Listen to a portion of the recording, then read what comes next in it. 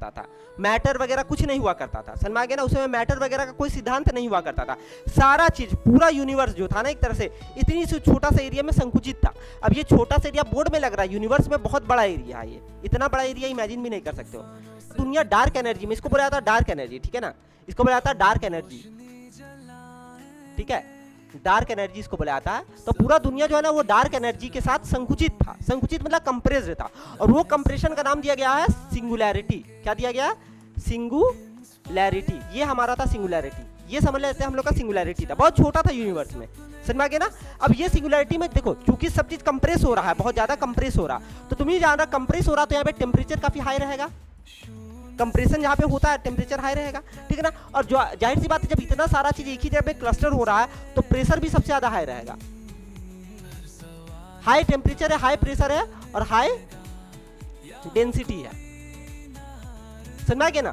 ये जो सिंगुलैरिटी है इसमें क्या है, बहुत ज्यादा टेम्परेचर है क्योंकि कंप्रेस हो रहा है, बहुत ज्यादा प्रेशर है क्योंकि दबाव बहुत ज्यादा लग रहा है, और यहाँ पे डेंसिटी भी काफी ज्यादा है, समझ में आ गया ना, ये दो रीजन की वजह से। तो अब लगातार इस सिंगुलैरिटी में करोड़ों सालों तक प्रेशर लगातार लग रहा है, तो एक समय ऐसा आया कि ये सिंगुलैरिटी होल्ड नहीं कर पाया और ब्लास्ट कर जाता है। इसको बिग बैंग बुलाया था, महाविस्फोट बुलाया था। बिग बैंग कुछ नहीं है, महाविस्फोट है, समझ में आ गया ना। ये इतना कंप्रेस हो रहा है कि एक समय के बाद ये क्या हो जाएगा, ब्लास्ट कर जाएगा। तो अब जैसे ही फूटा, तो जैसे ये सिंगुलैरिटी पहले था, ये सिंगुलैरिटी था, ये फूट गया, तो इस तरह से पूरा यूनिवर्स में ये बिखर गया, ठीक है ना। ये फूट करके अलग अलग डायरेक्शन में इस तरह से बिखरना लग गया, समझ में आ गया ना। ये क्या हो गया ना, बिग बैंग यानी कि ब्लास्ट कर गया। जैसे ये ब्लास्ट किया तो अलग अलग डायरेक्शन में इसका पार्टिकल्स ऐसे करके फैलने लग गया, समझ में आ गया ना।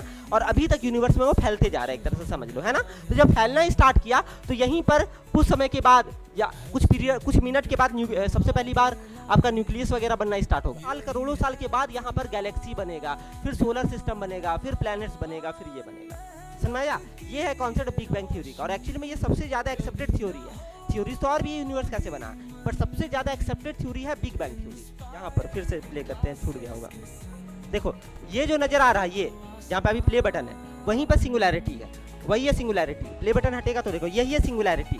ये क्या है आपका जाकर के सिंगुलैरिटी, यही बाद में ब्लास्ट करेगा, समझ में आ गया ना। यही है हमारा सिंगुलैरिटी, जहाँ पर सारा चीज है, अभी पूरा दुनिया डार्क एनर्जी यहीं पे कंप्रेस्ड है। अब देखो लगातार, देखो ये ब्लास्ट किया, यही है बिग बैंग थ्योरी। अब ब्लास्ट करने के बाद देखो क्या हो रहा है, ये ब्लास्ट करते जा रहा है, हमारा यूनिवर्स जो है लगातार एक्सपेंड होते जाएगा, यूनिवर्स बनते जाएगा, समझ में आ गया ना। ये सब जो तुम लोग देख रहे हो सब गैलेक्सीज है, देखो ये सारा छोटा छोटा चीज जो देख रहे हो ये सब गैलेक्सीज है, बिलियंस ऑफ गैलेक्सीज का फॉर्मेशन होगा, समझ में आ गया ना। यूनिवर्स इस तरह से लगातार एक्सपेंड करते जा रहा है और लगातार आगे बढ़ते जा रहा है। बिग बैंग थ्योरी जो वो क्यों इंपॉर्टेंट है, उसका इंपॉर्टेंस ये है कि आफ्टर बिग बैंग बहुत सारा चीज हुआ। बिग बैंग के पहले तुमको पता है ना, स्पेस और टाइम का कोई रिलेशन नहीं था, पहले स्पेस और टाइम नहीं हुआ करता था।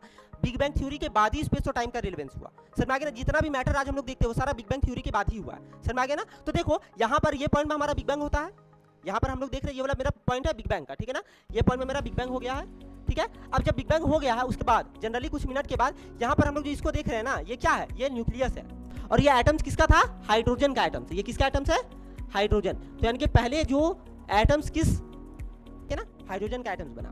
उसके और आगे जाओ तो समथिंग बिलियंस ऑफ ईयर्स के बाद, 1 बिलियन ईयर के बाद यहाँ पर आपको देखने को मिलेगा कि गैलेक्सीज और स्टार्स का फॉर्मेशन होता है, प्लैनेट्स का फॉर्मेशन होता है, और 10 बिलियन साल बाद धरती इंसानों के रहने लायक हो जाता है। आफ्टर बिग बैंग के 10 बिलियन साल बाद धरती इंसानों के रहने लायक होता है, और ये बोला जाता है कि 20 बिलियन साल बाद धरती का भी विनाश हो जाएगा, धरती भी खत्म हो जाएगा। तो जो 2000